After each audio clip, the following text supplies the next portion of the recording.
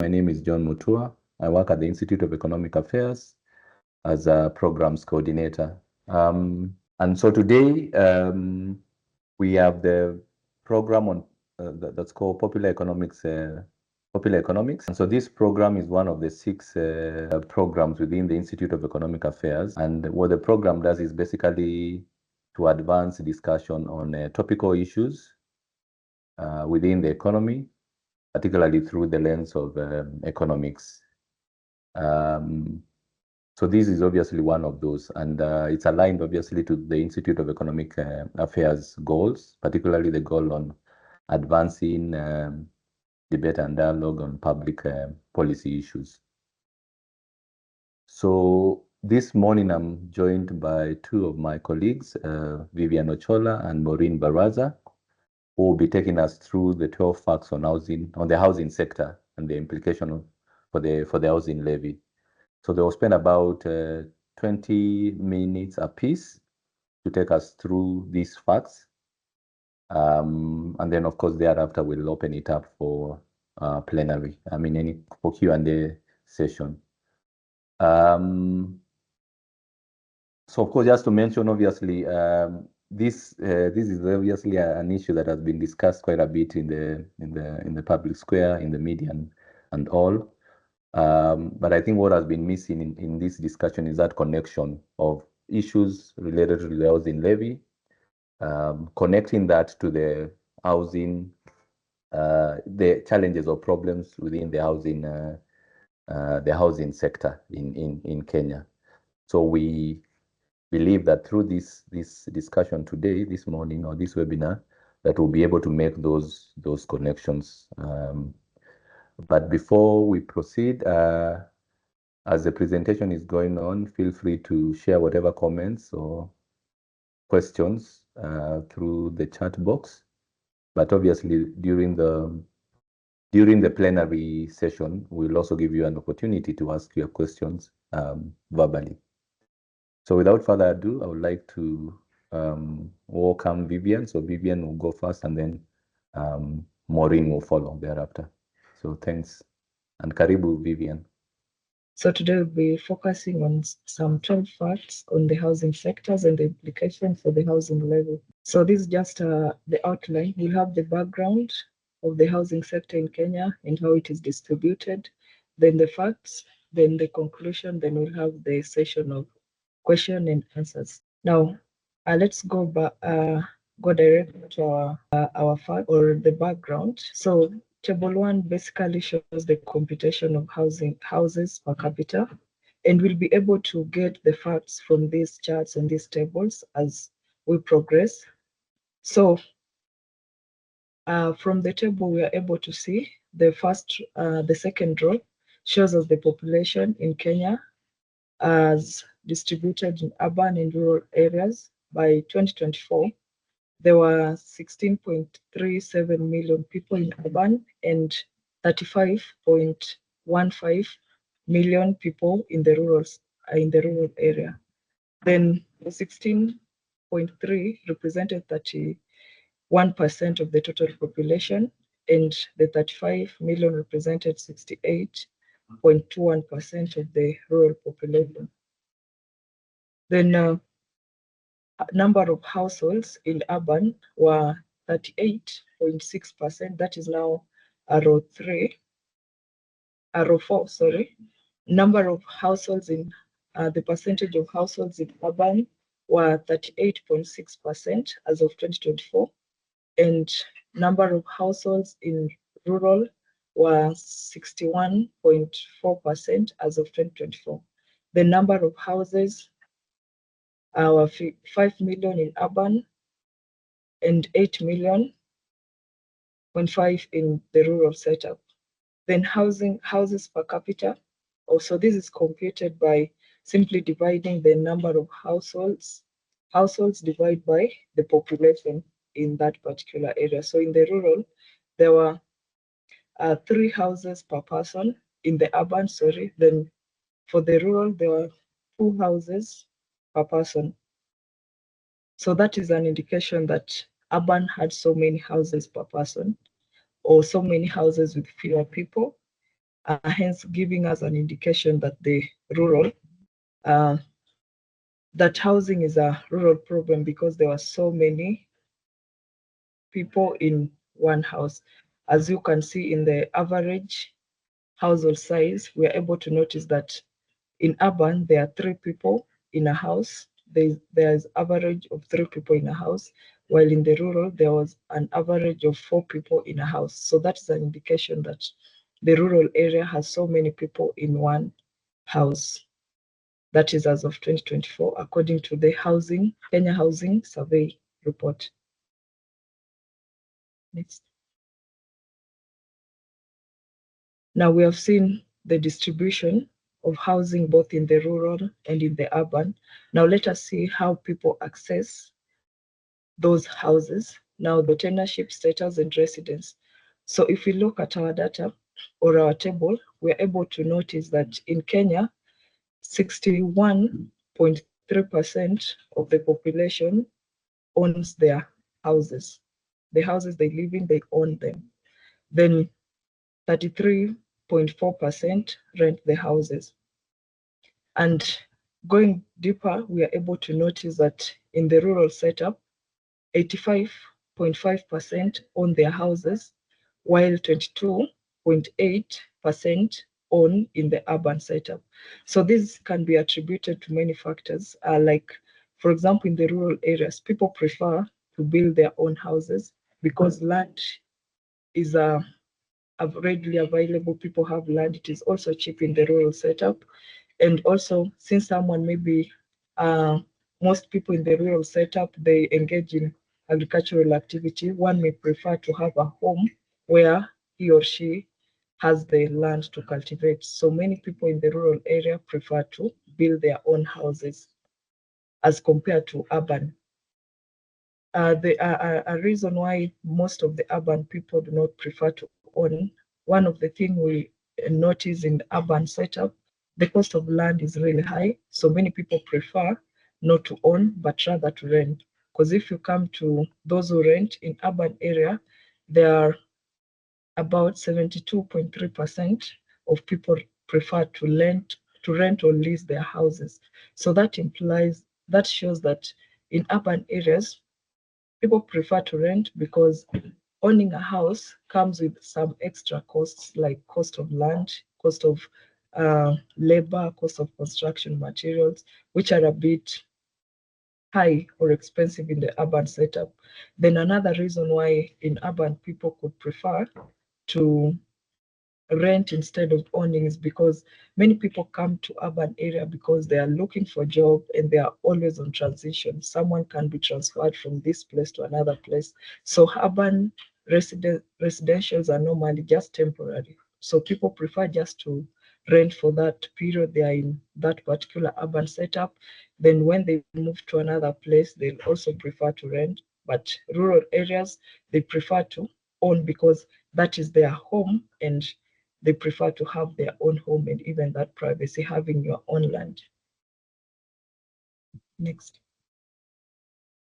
Now, chart 1, we have seen how people access houses. Many people prefer to own in the rural and many prefer to rent in the urban, and the reasons. So we will be able to notice how now, what is the distribution of the dwelling structure by type and by residence. So this will be able to show us what are the structures that people are likely to rent or likely to own. So we are able to see nationally, many people prefer bungalows. Bungalows, these are houses that allows you to have your own compound. So many people prefer nationally to own or to dwell in bungalows. And we're able to see the percentage share is 51.8%. So above 50% prefer bungalows. But when you look at the data or the chart, you're able to notice that it is the rural setup that prefer bungalows more than even the national and even the urban. So this can also be attributed to the factor we've seen earlier, because there's land available in the rural setup. So people prefer to have their own space or their own home. And most people also prefer privacy. So they prefer just to have their own compound where they can fence and just have their own home. And when we come to urban, most urban people prefer Swahili compounds and compound sharing facilities. So this can be attributed to factors like, remember, urban population, urban places is dominated by high population. So many tenants, they prefer to rent houses where they can share facilities. So when facilities are shared in urban, it also helps to reduce the construction cost of maybe things like infrastructures, like maybe water, sewerages. So when facilities are shared, it reduces on that cost on the side of those who supply those houses. So we're able to notice that from this chart that the most preferred housing structure is bungalow nationally, and the most preferred housing structure or dwelling structure in the rural area is bungalow. Then when it comes to the urban setup, they prefer Swahili or shared compound. Remember, urban people, they're people who just stay for a temporary reason, then they move maybe if they are relocated because of job and all that. So people prefer to share facilities in urban setup. Next.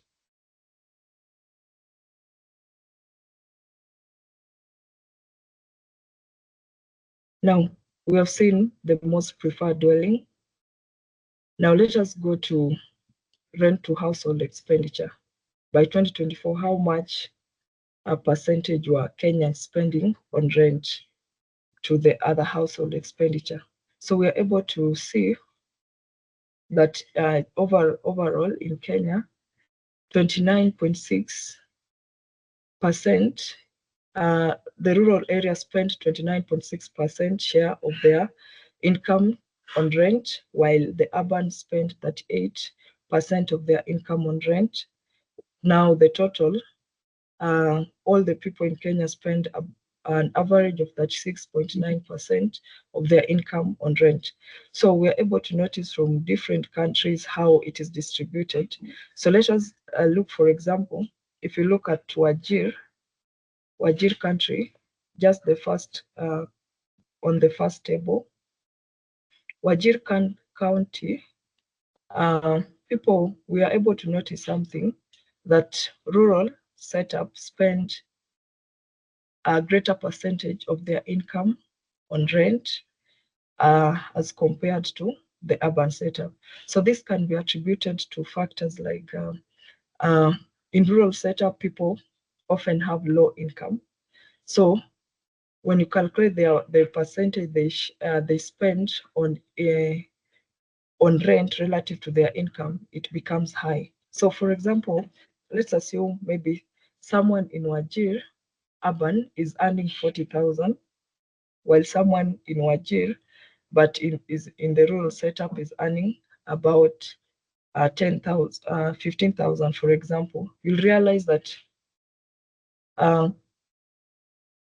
someone in Wajir spending earning 15,000 will spend about 10,000 on rent, while someone in the urban setup will spend about 12,000 on rent. So the person in urban is spending a high amount on rent, but the percentage is low because the income is high, so it does not really reflect much. But for the person in the rural setup is spending a lesser amount, but the percentage is high simply because the income is low. So we are able to notice that even in counties like Siaya, there's a higher percentage of rent that the rural spend as compared to the urban. So those are attributed to factors like the income. Then another thing is maybe in the rural setup, there are not so many houses for renting. So when there's pressure and demand, the cost tends to go high. as compared to urban areas where the rentals are easily available. So you find in some counties, people often spend more in renting a house in the rural setup as compared to the urban setup. While in other counties, it is higher on the urban setup as compared to the rural setup. Next. Now we have seen the percentage share. Now let us see some of the factors that influence a tenant's choice. Why do people choose to live where they live? Why do people prefer to live in the places they are living? So when you look at the chart on the left, we are able to notice that one of the main factor people consider before living where they live is the rent affordable? Then followed closely by proximity to work. So people prefer places where the rent affordable. Uh, they'll rather forgo security, ethic consideration, and all that just to ensure that the rent is affordable, and also the place they are choosing is close to their work, so as to reduce on other costs that come, such as transportation costs. So we are able to notice that many people really consider income when it comes to choice of a house, because if it wasn't an income problem, someone will maybe prioritize a security first, but because they are looking for something affordable, it means that their income will only allow them to choose for something that is affordable. Then they also prefer to reduce other costs, like cost of transportation, by choosing a house that is close to where they work. So then the chart or the table on the right tells us the dwelling places or dwelling units that tenants prefer to build or to buy. So we are able to notice that 63.1% of the population prefer bungalows. They'll prefer to have their own space. They prefer to build their to have their own bungalows, as compared to floods, Swahili, and all that. And as much as many people are forced to share apartments or share facilities, but if you ask someone what they prefer, if you ask someone what is the building structure or the type of dwelling they'll prefer to either buy or build, many people will prefer bungalows, then followed closely, not really closely, but followed by mansionette. Then the third is flat and apartment. That is less than 10% people prefer flats. And you're able to notice that from the affordable housing program that was initiated, and also we're able to notice that their focus is majorly on flats. They are building flats and apartments.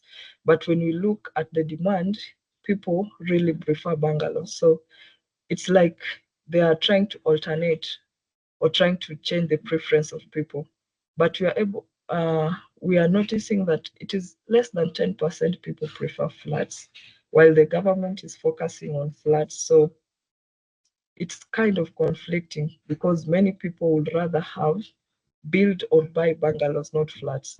So we're able to see that in Kenya, more than 50% will prefer their own space.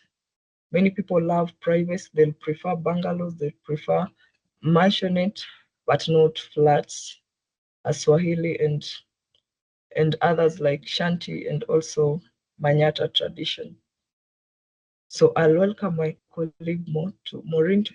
Okay, thank you, Vivian. So yeah, we've looked at ownership, tenureship status, among other things. So moving forward, you're going to analyze like what's really the housing problem in Kenya. So implementers of the beta agenda came up with the affordable housing policy, whereby they're supposed to deduct 1.5% from the employer and 1.5% from the employee, with no cap to wages. All these they're trying to respond to a problem of supply in the market by doing affordable housing in the urban areas. But are they really addressing the right problem? Is supply really the issue? So we're going, in the next slides, you're going to look at whether supply is really the issue. Supply in housing in Kenya, especially in urban areas. Is it misdirected? Yeah, we'll see about that. So what you have here is it just shows different setups, that is the rural and urban divides, and also the national level. And the blue line, which is inside this chart, it shows the rural, then followed by the green, which is the national level, then you have the urban level, and it cuts across different business. For instance, you have durable floors, then structural fitness, habitable room. We have the durable roof and a durable wall. For these 13 million structures that we have in Kenya, what's the nature of these structures? So the orange line, which shows the urban setup, it appears to be doing well all round in terms of durable floors, the fitness structure, habitable room, durable roof, and a durable wall. It's well above the national average all across. Then we have the rural areas, which is in blue, being doing poorly all across the different structure fitness and habitable rooms and structures. So is it okay? From this chart, you can see that housing is not an urban problem, which is being addressed by the affordable housing in the first place.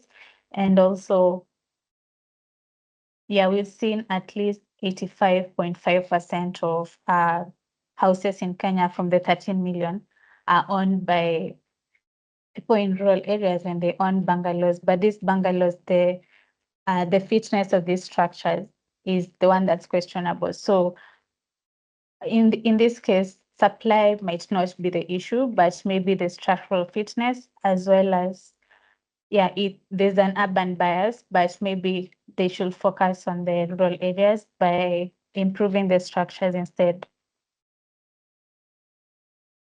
What you have here are selected key economic indicators from 2020 all the way to 2024. And yeah, we have 2023, 2024, where the affordable housing program was, the implementation started in 2023. And this just shows the annual average inflation in construction. It seemed to peak in 2022 at 7.48%. Then it dropped in 2023. Then there's a slight increase in 2024 to 2.83%. Then we have cement consumption, which has been reducing since 2022. It peaked in 2022, then it started dropping, and there's a significant drop in 2024. Then you have loans and advances from commercial banks to the sector, which is in billions. There's a drop in loans and advances from commercial banks to the construction sector from 2023 to 2024. And we'll explain why in some slides. Then focusing on private and public employment, when they were before the start of the affordable housing program, which seems to be ambiguous, the goal was to create public employment for the youth. But have they done so? So we see that for private employment, at least 3,000 more people were employed from 2023 to 2024. Actually, there's a drop in like 3,000 people. And for public employment, there are more people who are employed, but they only employ 200 people as compared to the 140,000 which they intended to employ. So, and also the value of private building plans approved by the Nairobi City County, we see that there was 1 billion more for the value of private buildings approved by Nairobi City County. And Nairobi City County has been highlighted because there's data available to be analyzed by the Kenya National Bureau of Statistics. So if we highlight the employment piece, yes, for public employment especially, they've been employing maybe 200, 300 people more per year. So is it really creating jobs? And has the private sector been doing the job creation more efficiently compared to the public sector? Then here we have the monthly average basic wages in the construction industry.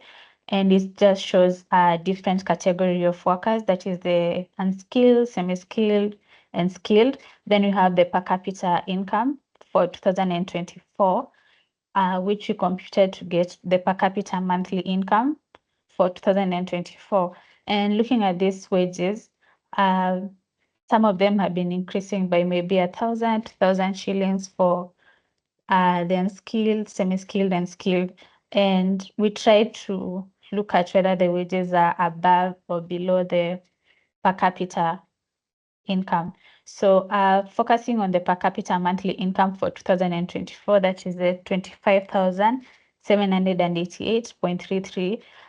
The basic wages for the unskilled is 3,771, above that of the per capita monthly income. Then it increases at the semi-skilled level, and there's an enormous increase for the skilled category of workers. And this just shows by all these wages, by the wages being the basic wages being above the per capita for all these category of workers, it just shows there's high demand for their skills, as well as if we focus on the skilled workers, it just shows there's high productivity. That's why they have higher salaries compared to the unskilled. And perhaps the government, instead of trying to subsidize supply and also trying to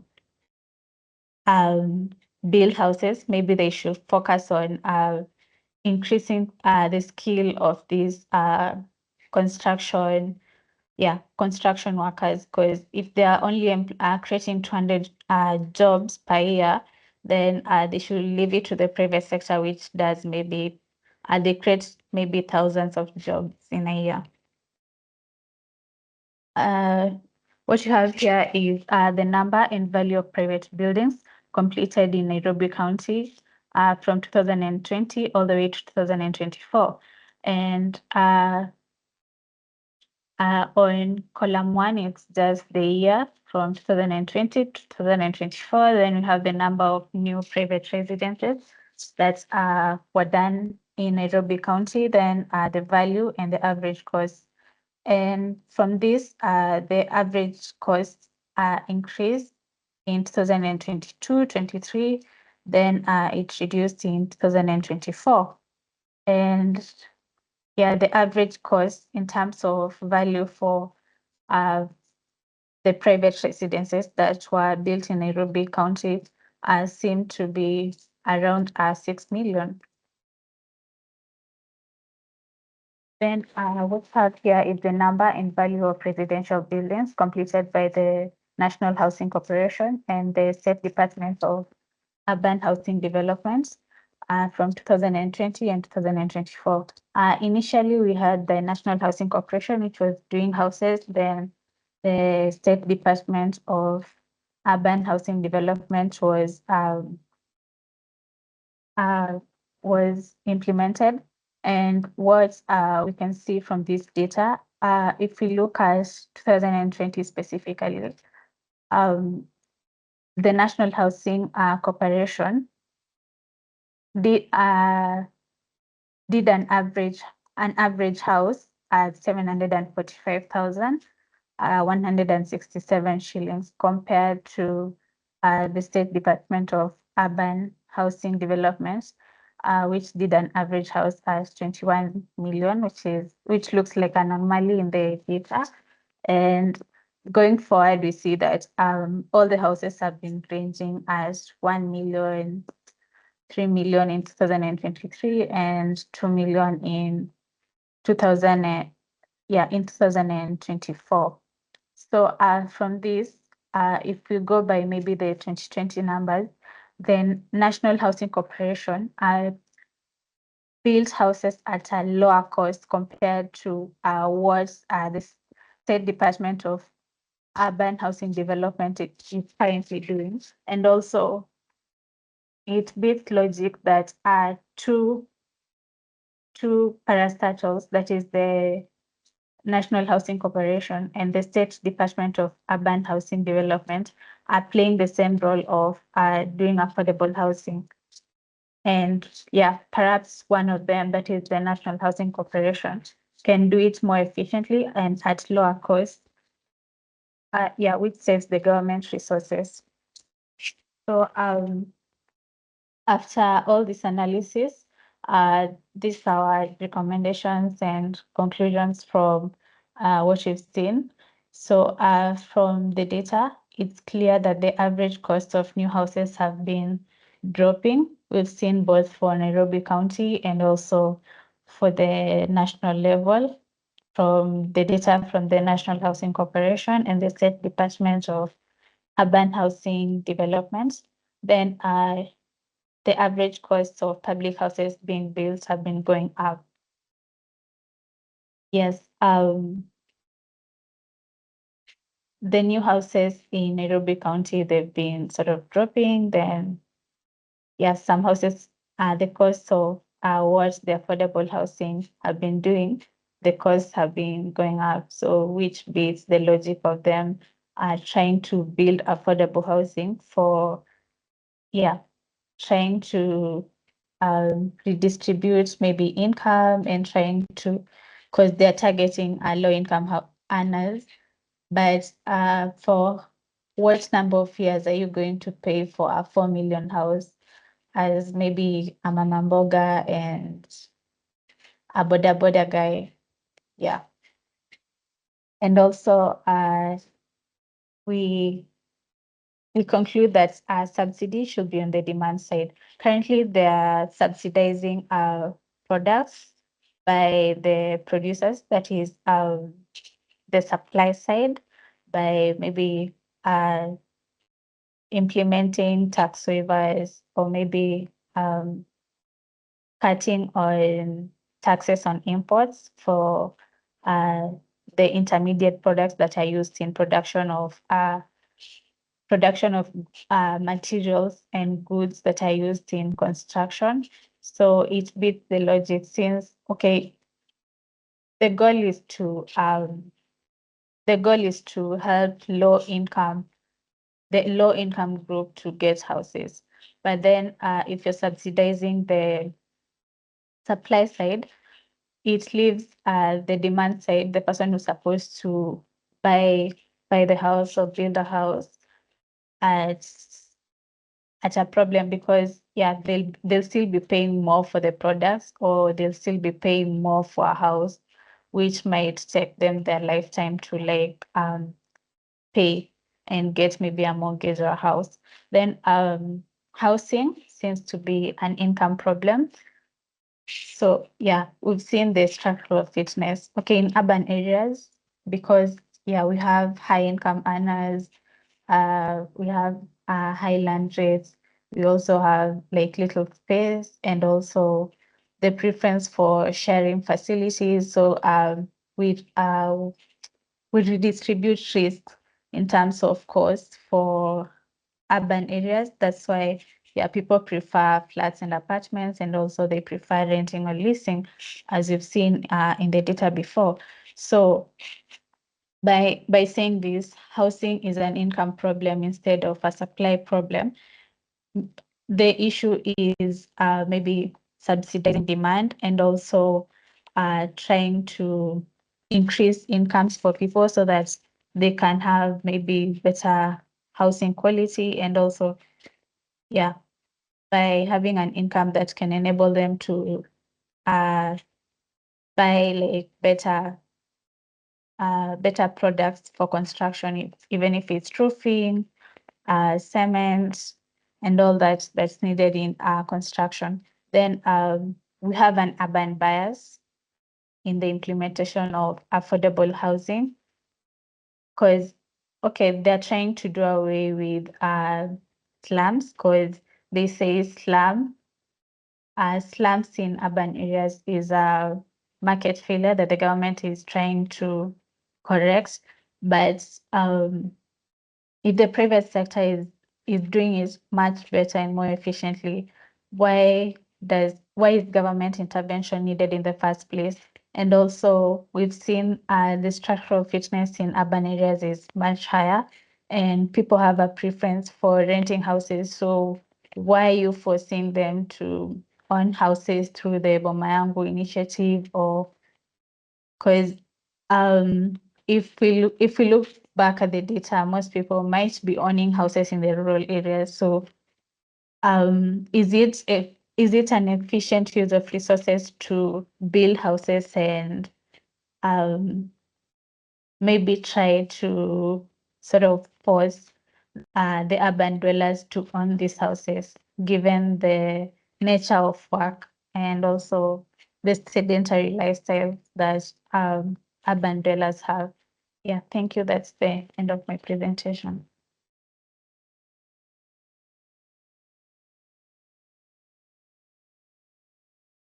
Yeah, thanks a lot, Vivian and Maureen, for taking us through those 12 facts of the basically housing sector, and obviously the implication on the housing levy. I think you provided a clear summary that shows obviously that there's a disconnect between the focus, national government focus in terms of trying to address the housing problem, and even without conducting what do you call it, regression, we can see clearly that the focus is misplaced, and if it continues, obviously this will lead to misallocation of resources, given the different characteristics that you've shown. For instance, in terms of preference for homes and house ownership, obviously that house ownership is significantly higher, obviously, in the rural areas than in the urban areas. And if you look at also, and obviously the cost of land is a key factor.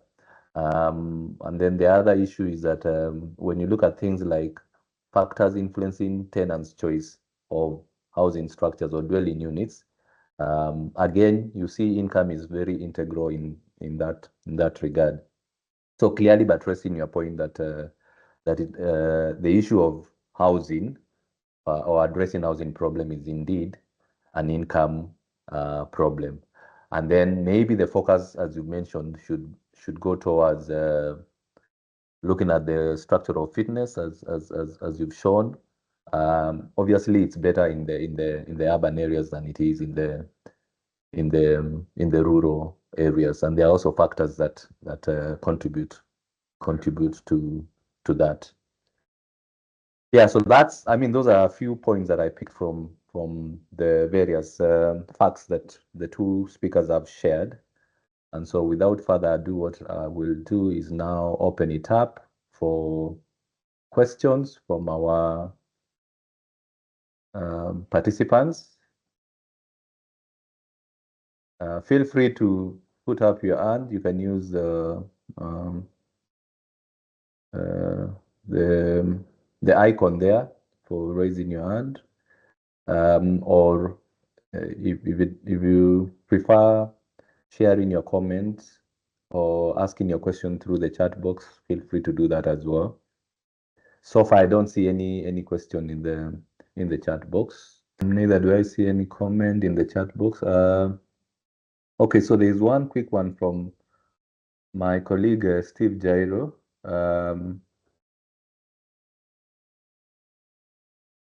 So what Steve is asking is, what are the policy solutions that you can propose for the sector, for the housing sector? So I guess as people are warming up to ask their questions or share whatever comments that they may have.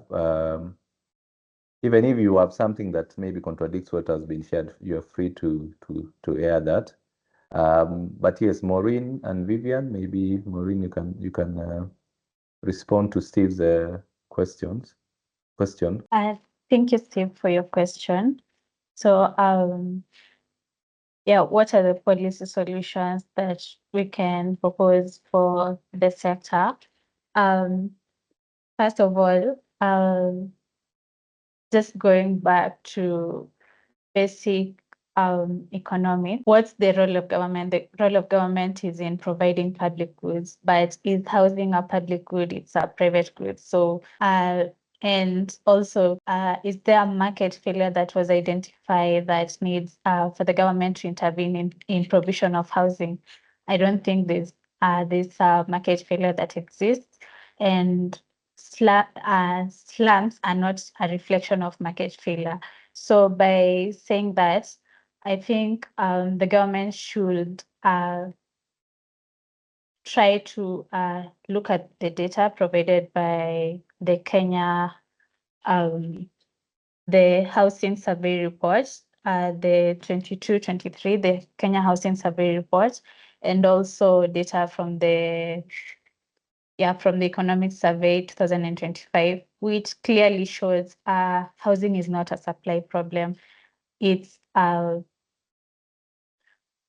what maybe the policy solution that the government can provide is trying to improve skills of workers in the construction sector, and maybe try to look at structural fitness of these houses that already exist, and perhaps subsidize the demand sector, the demand side of the housing sector to make sure affordability of these houses and also incomes are high, such that people can be able to afford housing instead of trying to build houses that maybe might not be occupied, and maybe the returns will be low.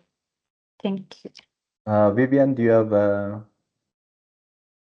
would you like to add anything to that question, or you?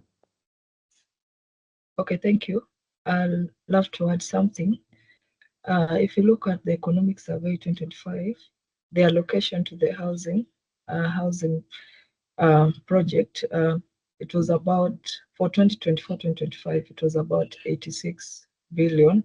That is indeed a huge amount. And we have seen from our data that the skilled are, the more someone is skilled, the more the income. So if the government could just channel these funds rightly, maybe in improving skills, so that someone may improve his productivity and also end up earning more income now to afford the houses, that could be a better policy than investing on houses that people do not prefer.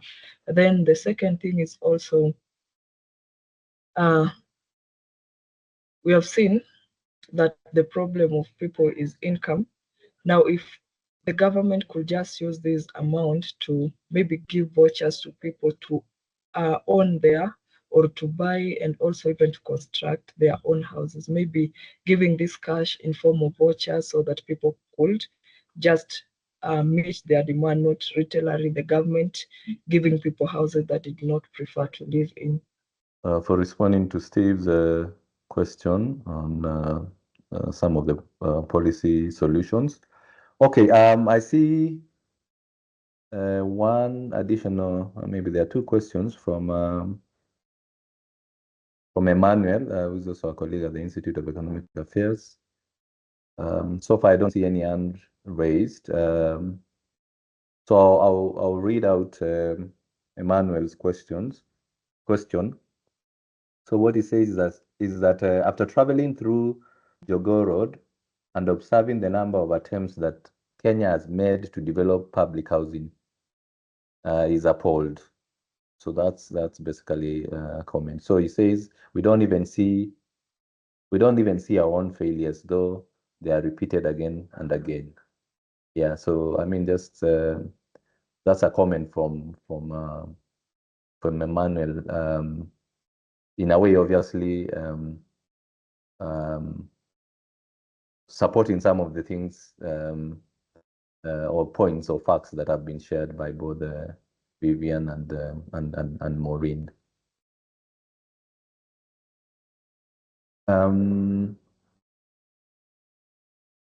Okay, so I don't see any, but I would maybe because I'm also trying to think of what I'm wondering is so given these facts that you presented, so what would you say the alternatives with regard to the housing levy? Do you have any plans to prepare something in terms of maybe the amendments towards issues related to the affordable housing levy based on these facts? So both Maureen and Vivian, maybe you can speak to that if you have any plans towards sharing proposals maybe or amendments or providing some alternatives, because obviously these are the implication on the housing levy. Okay, thank you. So far, we have not have any proposals to make, but imagine someone's salary being deducted 3% is that's not little, and that is kind of redistributing income from the rich to the from the high income to the low income, which is basically not an effective tool to use. So in as much as their focus is providing houses, the